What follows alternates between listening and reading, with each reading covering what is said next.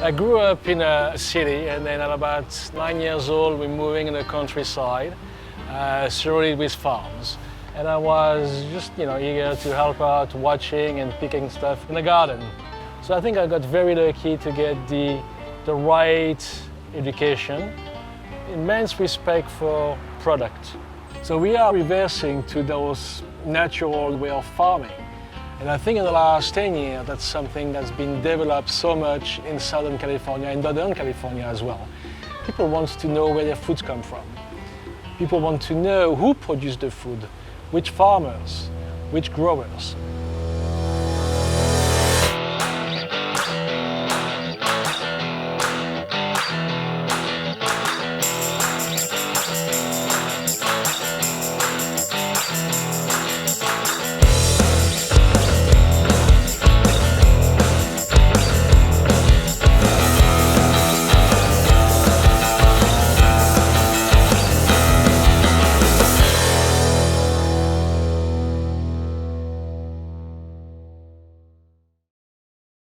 My name is Cyrille Pannier. I am the executive chef of the Four Seasons in Los Angeles, Beverly Hills.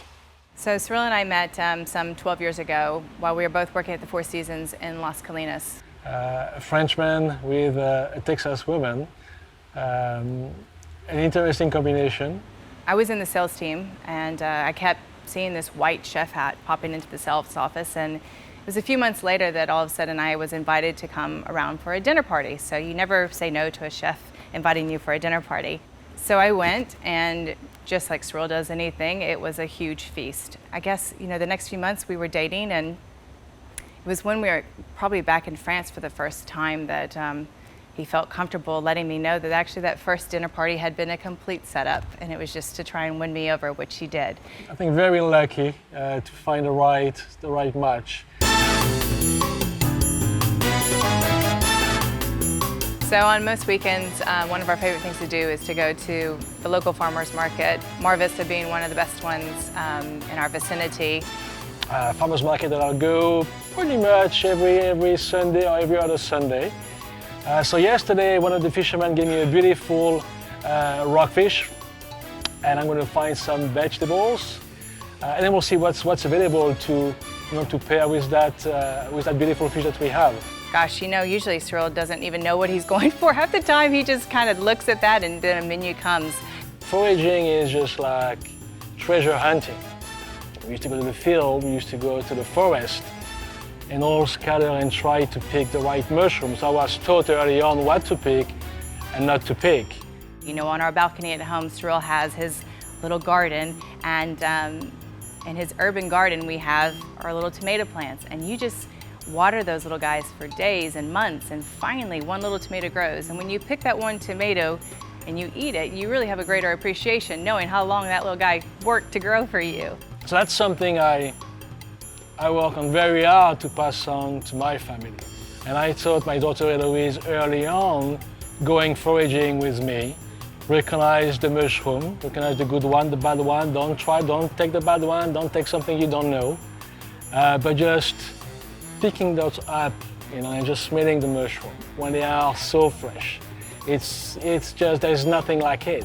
One of the elements that we really enjoyed with Eloise, taking her to the market, is the teaching element.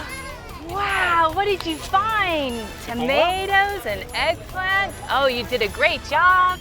Not only that she knows what her fruits and vegetables are, but also all about food and where it comes from. So we make that a normal conversation and something that just is in her day-to-day vocabulary. But you're not going to find the same vegetable year round. So there is, it's exciting because you're looking forward to a new season of a vegetable or a fruit. And once you're into that season, you're going to enjoy them for a short period of time, but you know that the quality is going to be absolutely outstanding. And what makes me so happy is to see Eloise just interacting with the farmers, going from store to store, and just, not shy about it all, and go and pick, purple tomatoes and bite right into it. And that's what I was doing as a kid. And I'm just so happy that she's really into it.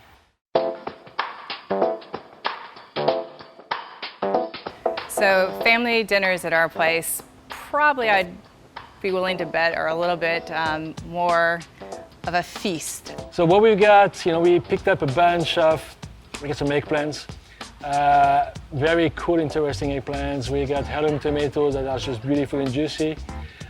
We've got some zucchini. We got some new onions. So I've got some ideas of what we're going to be doing with all this. And you see the berries, absolutely beautiful.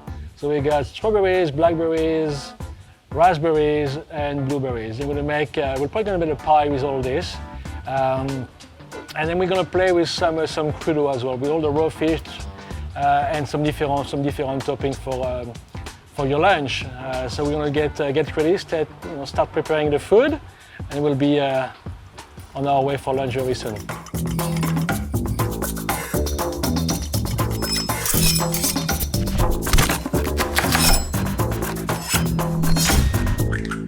It is a way for me to relax, to be cooking at home for family or for friends. We love to entertain, and that's for me a way to relax. I've always laughed at Cyrille because every meal that he prepares is going to be very simple, but I've yet to actually have a simple meal because it's always like a symphony of flavors. Before you, there is a farmer who's spending a lot of time growing carrots to have a perfect carrot, growing the tomatoes to be perfect. Egg and egg yolk, put them in there. And you see the difference with the yolk, how orange and bright it is.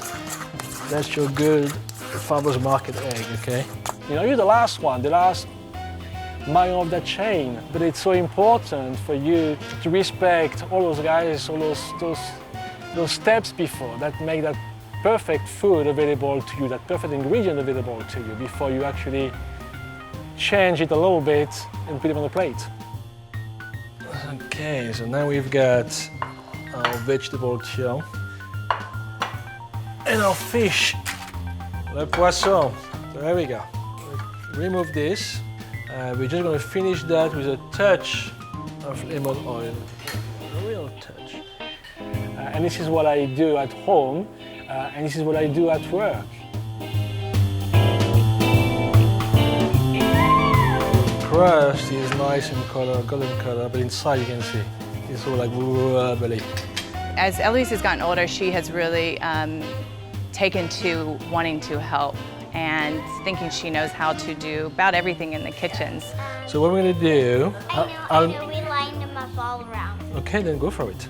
She's given herself the name of Princess Chef, and I think that might come from the pink little chef hat and apron that has to always be donned whenever she's in the kitchen helping Cyrille.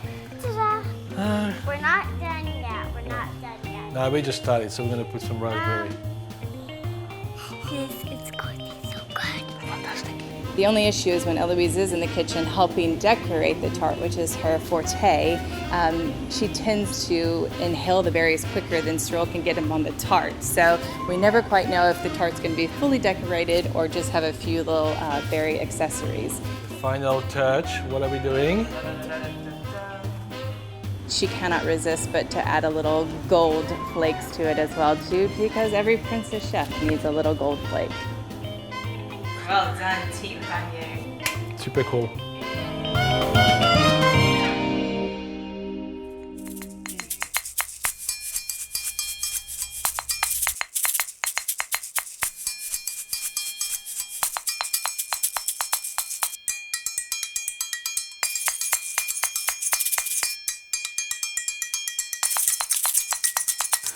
So first thing in the morning, it's usually your everyday saying hello to the staff, make sure everybody is here in good spirit and ready for a busy day.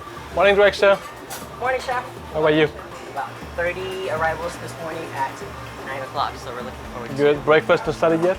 Pretty No? steady. We're waiting for the bulk of our orders by 9 o'clock. So. Okay. All right. See you in a bit.